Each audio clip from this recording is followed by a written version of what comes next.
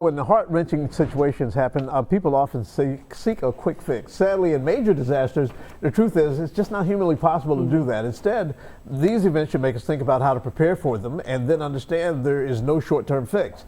Here to explain is Sandra Guile from the Better Business Bureau. And Sandy, there are two different things I see going on with this Dorian thing. One is it prompts all of us to come up with a plan for an emergency in our own lives. Right. And B, the scam artists are coming out of the seams.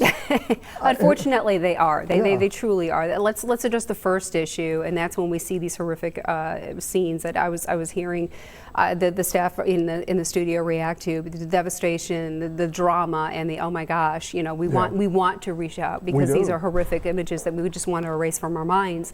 I wish it were that simple, but rest assured there are people on the ground that are trying to help them out, and we want to do our part in helping them out.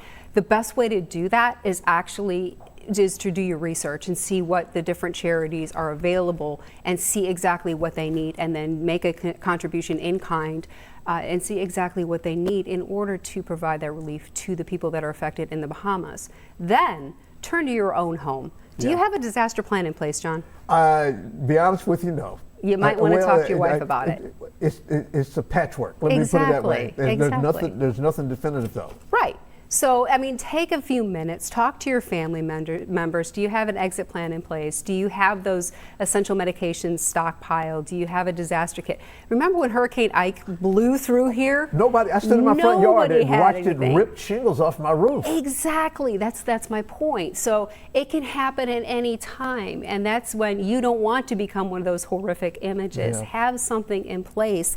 Take a look at your insurance plans. Now that everything is a little calmer, a little quieter, we're predicting some hot weather, so we want to make sure that we've got everything in place in case the weather does change suddenly and we're being faced with a lot of really horrific images and tornadoes and everything else. This is also the anniversary of 9/11 when terrorists attack and we have another mass shooting or something like that. We have a plan in place for communicating with one another. These are all things that we don't want to think about, but we have to. Keep in mind too that when you make those donations, you're helping those charities prepare for these types of incidents, so they can invest in the training, they can invest in the program and be a part of our communities to help us prepare for those incidents.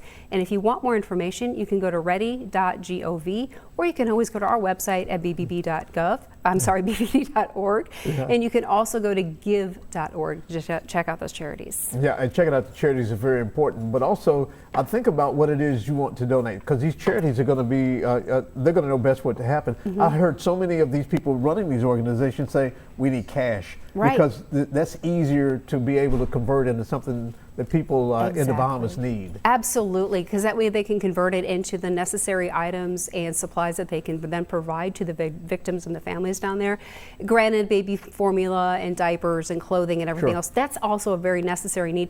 But check with the charity first to see specifically what they can do to provide effective relief to those situations. And that's going to be true of any organization, because right now what they're doing is assessing, now that it's been a few days after.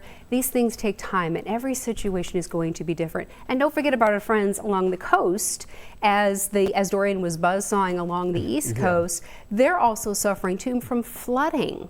And don't forget about our animals. So you've got charities that are running down there helping out those dogs and cats and iguanas or whatever else are floating out in those floodwaters too. So as usual, Sandy Guile from the BBB, great advice. Thank you so much. Thank you. All right.